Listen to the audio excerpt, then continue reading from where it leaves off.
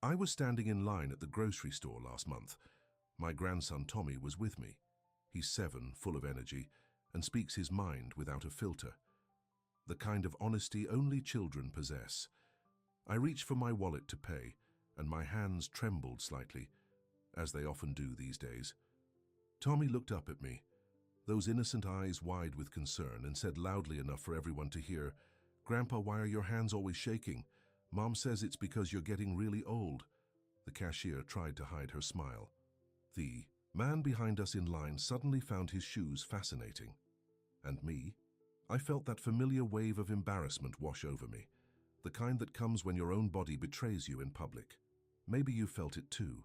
That moment when your age isn't just a number, it's announced by your trembling hands, your hesitant steps, or the way you need to catch your breath after a short walk.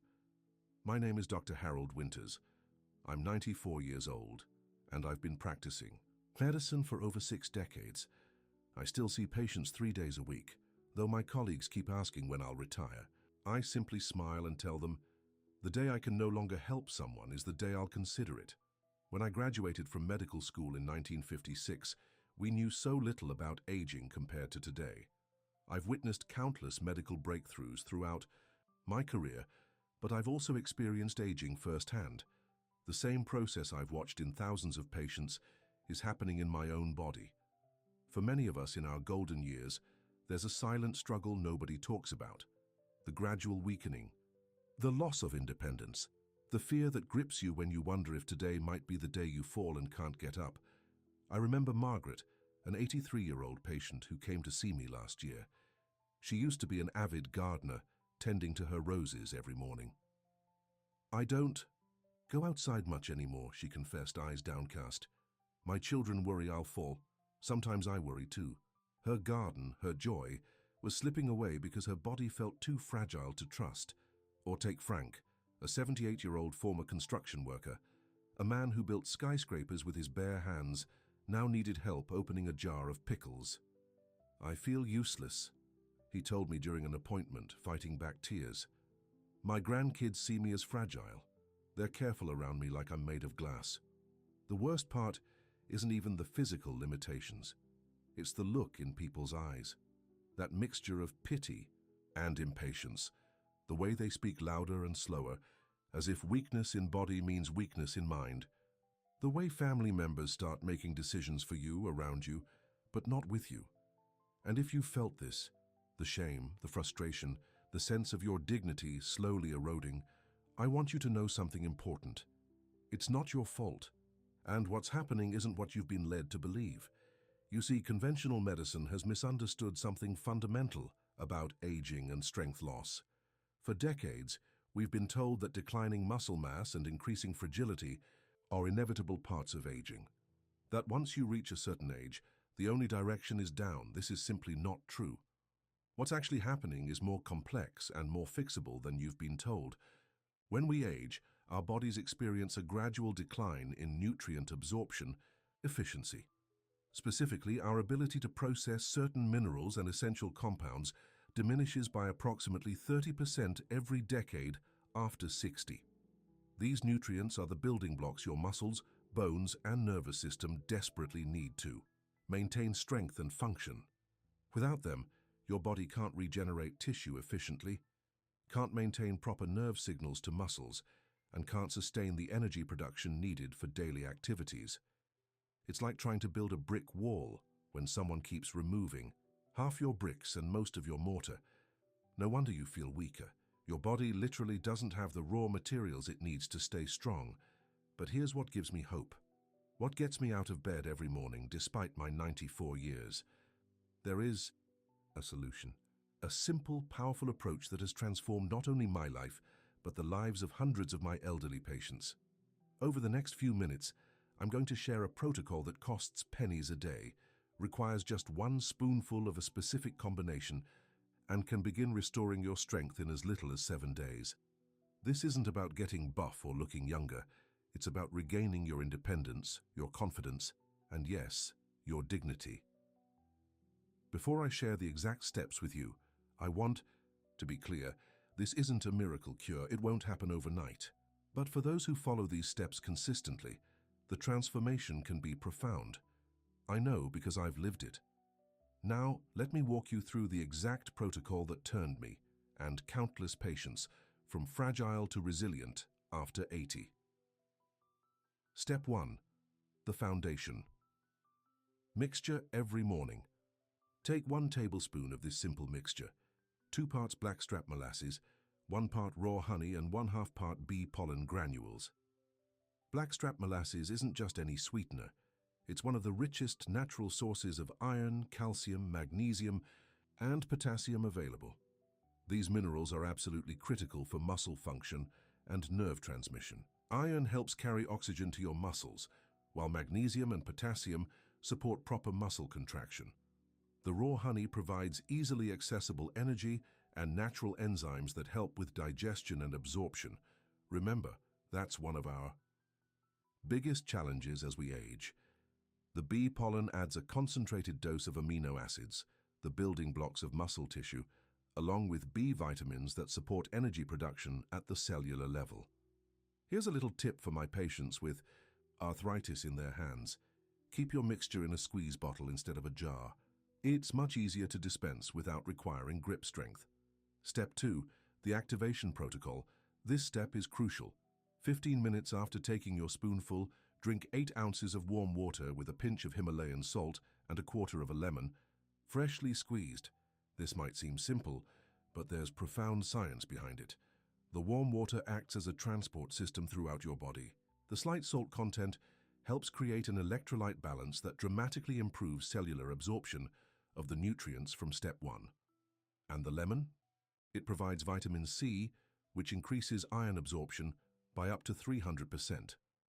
For those of you who have trouble remembering to do this step, try placing a lemon slice and small salt dish next to your coffee maker or kettle the night before. Visual reminders are powerful at our age. Step 3. The movement multiplier. Within 30 minutes of steps 1 and 2, perform this simple movement sequence. Stand behind a sturdy chair, holding the back for support. Slowly rise up onto your toes. Hold for 3 seconds, then lower. Repeat 5 times. Then, keeping your hand on the chair, slowly bend your knees slightly, as if you're about to sit, but don't fully sit down. Hold for 3 seconds, then straighten. Repeat 5 times. Finally, march in place for 30 seconds, lifting your knees as high as is comfortable. This entire sequence takes less than 3 minutes, but accomplishes something remarkable. It signals your body to direct those newly available nutrients directly to your muscles and skeletal system. It activates what scientists call nutrient partitioning, essentially telling your body where to send those valuable building blocks.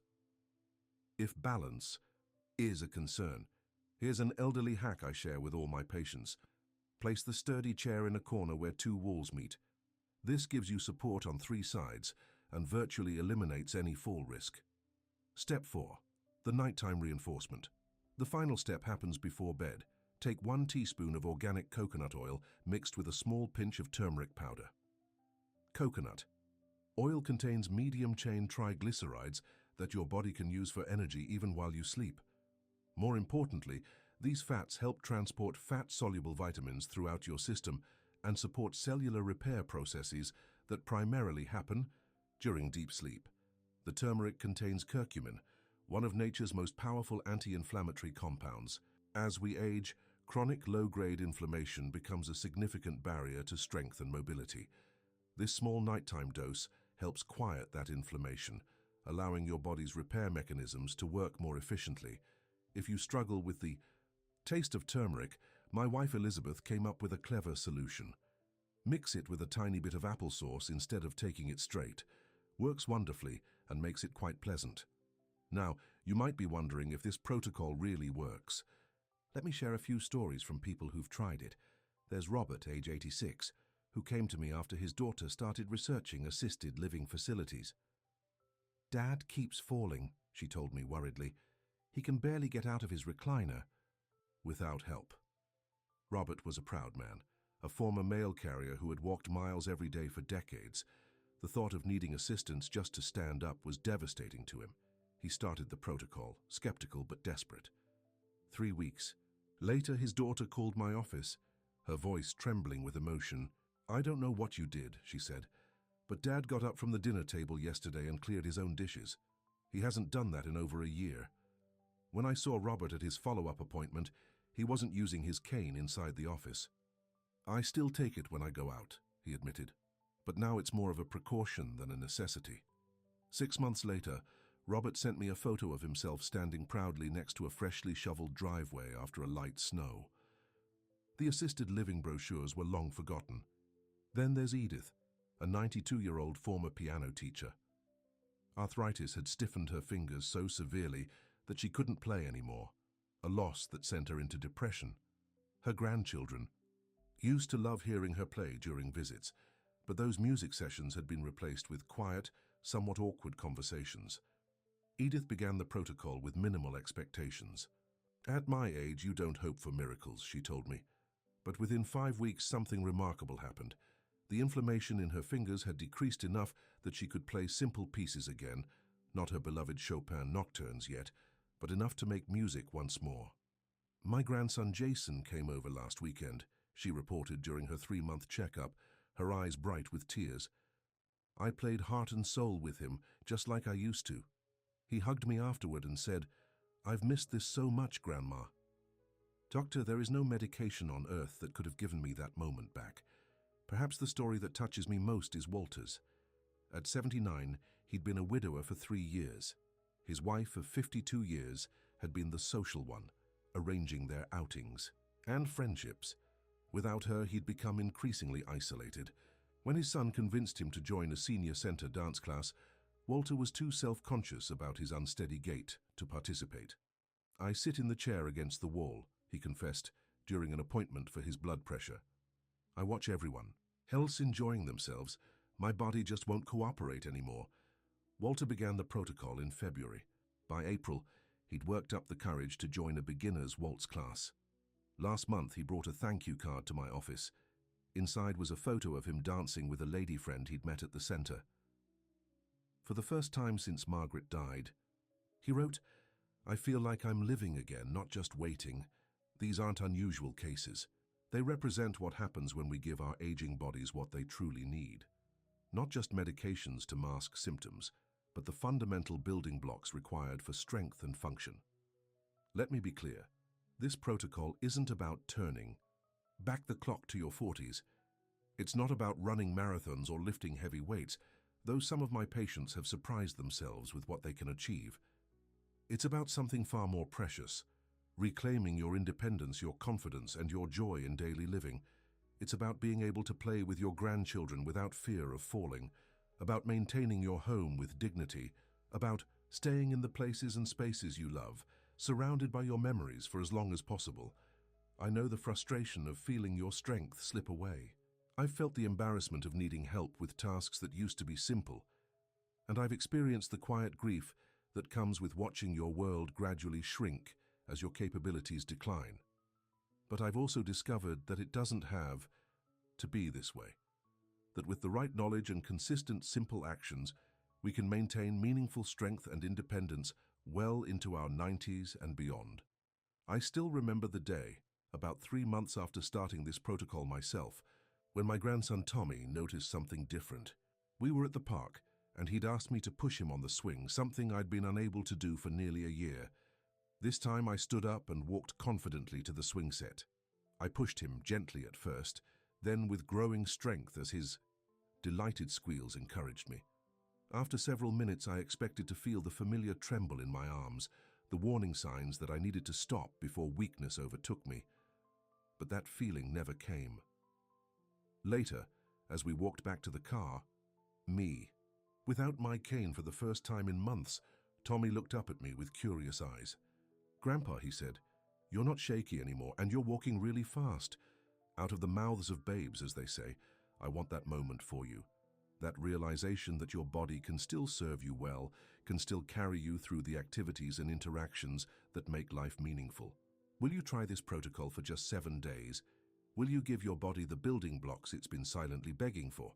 The first changes you'll notice will likely be subtle, perhaps slightly steadier hands, a bit more energy in the afternoon, getting up from a chair with less effort. By 2 weeks, others may begin to notice. And by 1 month, you might find yourself doing things you'd given up on months or even years ago. Your family will see the difference, but more importantly, you'll feel it. You'll know it in the quiet moments when you accomplish something independently that used to require help, in the confidence with which you move through your home and community, in the dignity of remaining capable. If this video has helped you, please consider sharing it with other seniors in your life.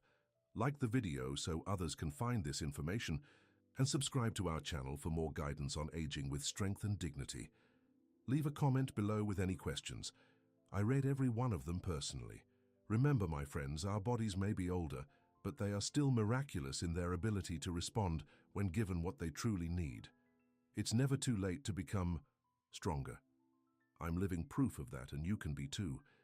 Thank you for spending this time with me today. Until next time, this is Dr. Harold Winters, wishing you strength, independence, and joy in every day you're blessed to live.